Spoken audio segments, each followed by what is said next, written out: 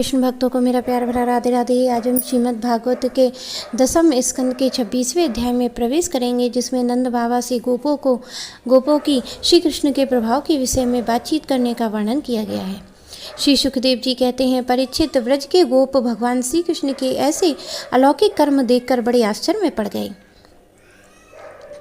उन्हें भगवान की अनंत शक्ति का तो पता ही नहीं था। वे इकट्ठे होकर आपस में इस प्रकार कहने लगे, इस बालक के ये कर्म बड़े अलौकिक हैं। इसका हमारे जैसे गंवार ग्रामीणों के जन्म लेना तो इसके लिए बड़ी निंदा की बात है। यह भला कैसे उचित हो सकता है? जैसे गजराज कोई कमल उखाड़ कर उसे ऊपर उठा ले वैसे और धारण करे, वैसे ही इस नन्हे से 7 वर्ष के बालक ने एक ही हाथ से गिरिराज गोवर्धन को उखाड़ लिया और खेल ही खेल में 7 दिनों तक उठाए रखा। यह साधारण मनुष्य के लिए भला कैसे संभव है? जब यह नन्हा सा बच्चा था तो उस समय बड़ी भयंकर राक्षसी पूतना आई और इसने आंख बंद किए उसका स्तनपान तो पिया ही, प्राण भी पी डाले।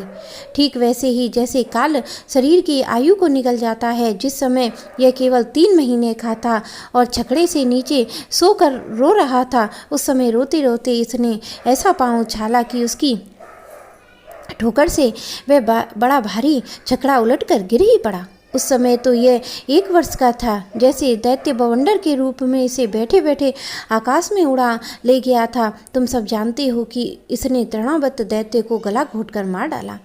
उस दिन की बात ही सभी जानते हैं कि माखन चोरी करने पर यशोदा रानी ने इसे उखल से बांध दिया। यह घुटनों के बल बकैया खींचते खींचते उन दोनों विशाल अर्जुन वृक्षों के बीच से निकल गया और उन्हें उखाड़ ही डाला। जब ये ग्वालवाल बलराम जी के साथ बछड़ों को चराने के लिए वन में गया हुआ था, उस समय इसको मार डालने के लिए एक दैत्य बगले के रूप में आया। इसने दोनों हाथों से उसके दोनों ठोर पकड़कर उसे तिनके की तरह चीर डाला। जिस समय इसको मार डालने की इच्छा से एक दैत्य बछड़े के रूप में बछड़ों के झुंड में घुस गया, उस समय इसने उस दैत्य को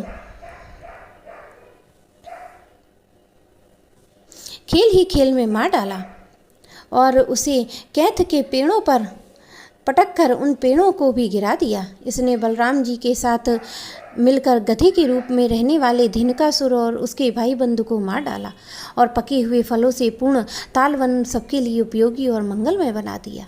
इसी से बलशाली बलराम जी के द्वारा क्रूर प्रलंबासुर को मरवा डाला तथा दावानाल से गौओं और ग्वाल बाल को उबार लिया। यमुना जल में रहने वाले कालिया नाग कितना विषैला था, परंतु इसने उसका भी मर्दन कर उसे बलपूर्वक देह से निकाल दिया और यमुना जी का जल सदा के लिए विष रहित अमृतमय बना दिया। नंद जी, हम यह भी देखते हैं कि तुम्हारा यह सांवले बालक पर हम सभी ब्रजवासियों का अनंत प्रेम है और इसका भी हम पर स्वाभाविक ही स्नेह है। क्या आप बतला सकते हैं इसका क्या कारण है? भला कहाँ तो ये 7 वर्ष का नन्हा सा बालक 7 दिनों तक गिरिराज को उठाए रखना, ब्रजराज, इसी से तो तुम्हारे पुत्र के संबंध में हमें बड़ी शंका हो रही है। नंद बाबा ने कहा, गोपों, तुम लोग सावधान होकर मेरी बात सुनो। मेरे बालक के विषय में तुम्हारी शंका दूर हो जाए, क्योंकि महर्षि गर्ग ने इस बालक को देखकर इसके विषय में ऐसा ही कहा था। तुम्हारा ये बालक प्रत्येक युग में शरीर ग्रहण करता है और भिन्न भिन्न युगों में इसने श्वेत, रक्त, पीत ये भिन्न भिन्न रंग स्वीकार किए थे। इस बार ये कृष्ण वर्ण का हुआ है। नंद जी, ये तुम्हारा पुत्र पहले कहीं वासुदेव के घर में भी पैदा हुआ था, इसलिए इस रहस्य को जानने वाले लोग इसका नाम श्रीमान वासुदेव ऐसा कहते हैं। तुम्हारे पुत्र के गुण कर्मों के अनुरूप और भी बहुत से नाम हैं तथा बहुत से रूप हैं। मैं तो उन नामों को जानता हूँ, परंतु संसार के साधारण लोग नहीं हैं। तुम लोगों का परम कल्याण करेगा। समस्त गोप और गौओं को ये बहुत आनंदित करेगा। इसकी सहायता से तुम लोग बड़ी बड़ी विपत्तियों को बड़ी सुगमता से पार कर लोगे। ब्रजराज, पूर्व काल में एक बार पृथ्वी में कोई राजा नहीं रह गया था। डाकुओं ने चारों ओर लूट खसोट मचा रखी थी। तब तुम्हारे इसी पुत्र ने सज्जन पुरुषों की रक्षा और इसे बल पाकर उन लोगों ने लुटेरों पर विजय प्राप्त की।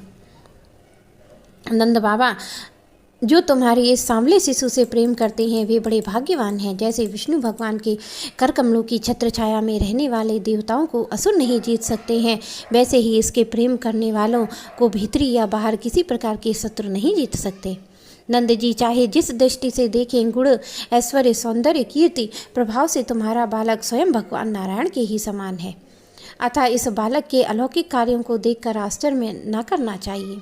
गोपो, मुझे स्वयं गर्गाचार्य जी यह आदेश देकर अपने घर चले गए हैं। तब से मैं अलौकिक परम सुखद कर्म करने वाले बालकों को भगवान नारायण का अंश मानता हूँ। जब ब्रजवासियों ने नंद बाबा के मुख से गर्गाचार्य की यह बात सुनी तब उनका विस्मय जाता रहा, क्योंकि अब वे अमित तेजस्वी श्री कृष्ण के प्रभाव को पूर्ण रूप से देख और सुन चुके थे।